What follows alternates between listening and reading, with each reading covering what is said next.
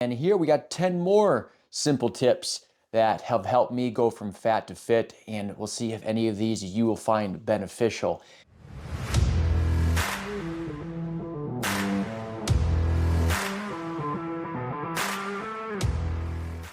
All right, we're back with another video on some nutrition tips, things that have helped me go from fat to fit. And over the years, almost 20 years of yo-yo dieting, going up and down, things not sticking, trying fats, all these different things.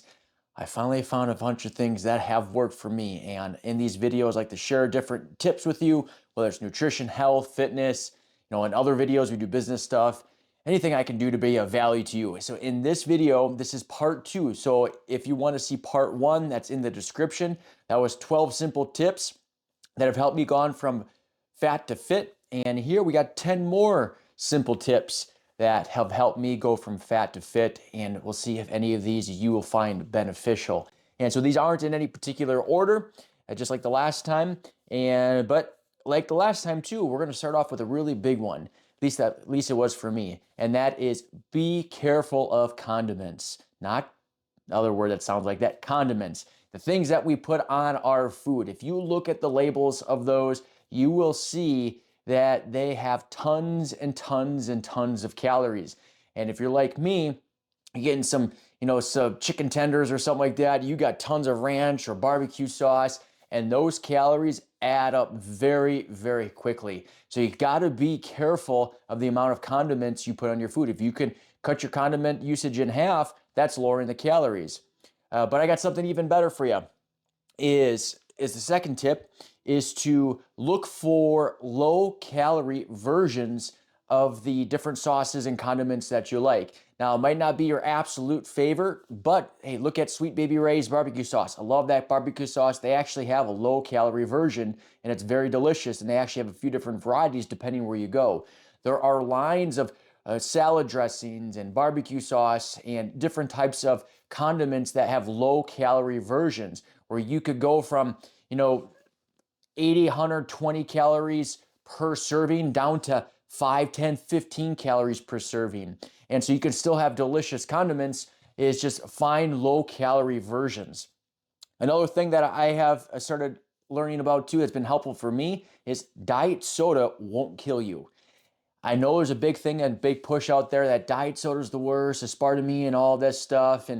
But I started watching some videos on this and from some resources and sources that I trust. And those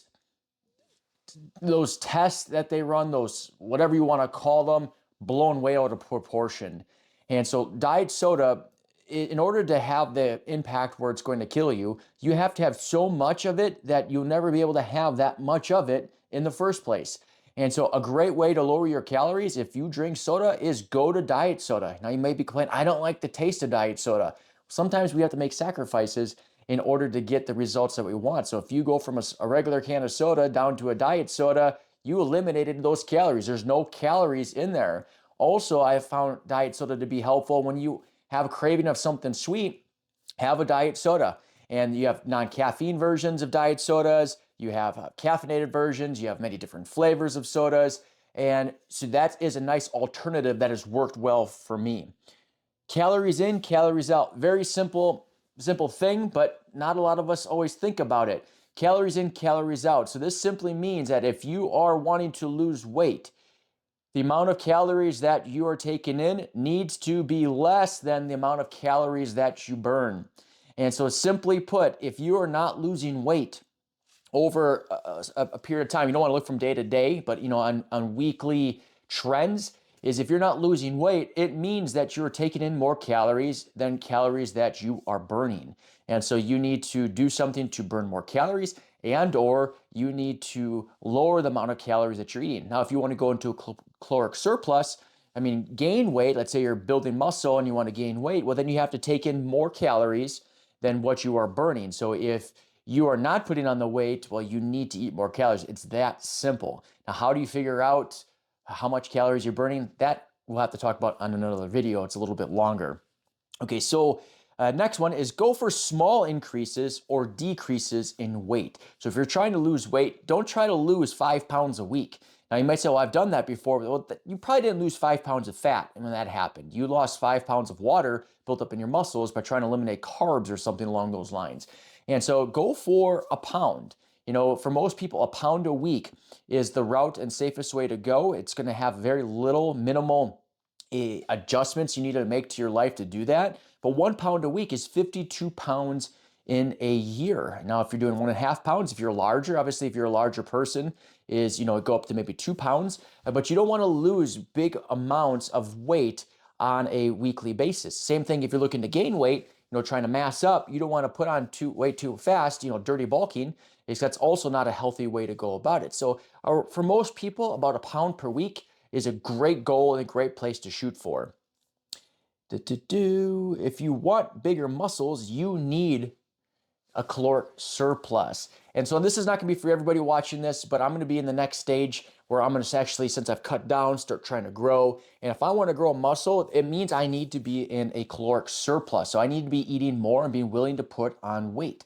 Now, it doesn't mean I'm going to go put on tons of weight and tons of fat and that kind of stuff. I'm not looking to do that. But if I want to build muscle need building blocks. They need protein, right? They need these different things in order to build. It'd be like trying to build a house. You build a three-bedroom house, and you got all the material, you build a 3-bedroom house, and then you tell the builder is that, hey, I'll add a 4th bedroom. And the builder says that, well, I need more materials to build it. And you say, well, I already gave you the materials, just build it from what you have. That's not doable. That's not feasible. It's kind of like building muscle. So if I want to build muscle, it needs the nutrients in order to do that. So you got to be in a caloric surplus in order to build muscle. Big thing for me also is that this is a journey. It's not a destination. I always wanted it to be a destination. I need to lose 10 pounds. I need to lose 20 pounds, this or that. So it's always a destination versus making it a journey and embracing the journey, because I only can control today, but what I do today impacts tomorrow, the next day, the next week. And so enjoy the journey. Know that it's going to have its ups and downs. And that goes into the next one, is that if you fall down, you get off that wagon, get back on. You know, if you have one bad day, that's all right. You can correct that. You can course correct and get back and get on the direction that you want. Now, sometimes one bad day turns into 2, and that's where we want to stop that, where we don't want to link up bad days. So if we have the occasional bad day, it's all right. We make mistakes. We screw up. Get back on track. You absolutely can do it. And just because also know, embrace the journey. You know, where you're at today, it took time to get to that spot, right? So it's going to take time to get to where you want to go and through that journey. But the one thing that is certain is that the future will eventually become the present. So if you want your future self to look better, feel better, that's going to happen by taking the action with your current present and who you are today. See here?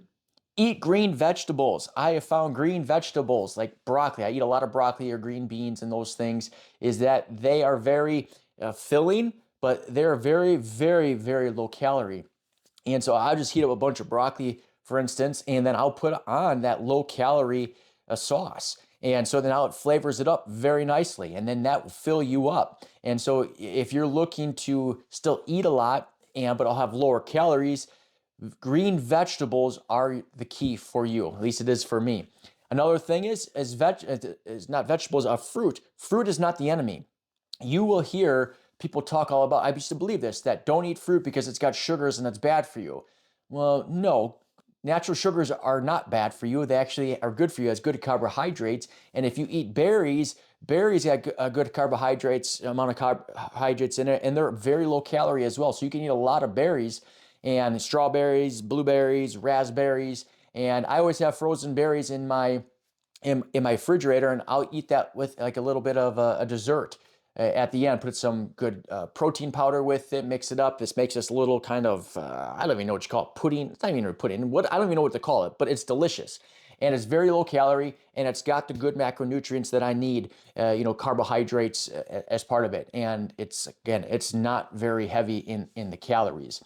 Let's see what else. So those are 10 things. I wanted to keep this video short. I got a list of more things here too, but we'll save that for another video.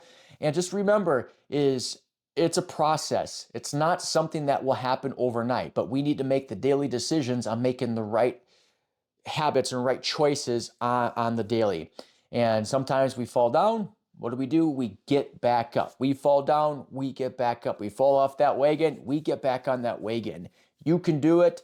I know you can. I believe in you. I was able to do it and continuing that journey. And part of my journey is sharing these videos is what helps keep me accountable too, right? But also is I know so many people that are in the same boat or have been in the same boat or on the same boat as I used to be in, however you say that.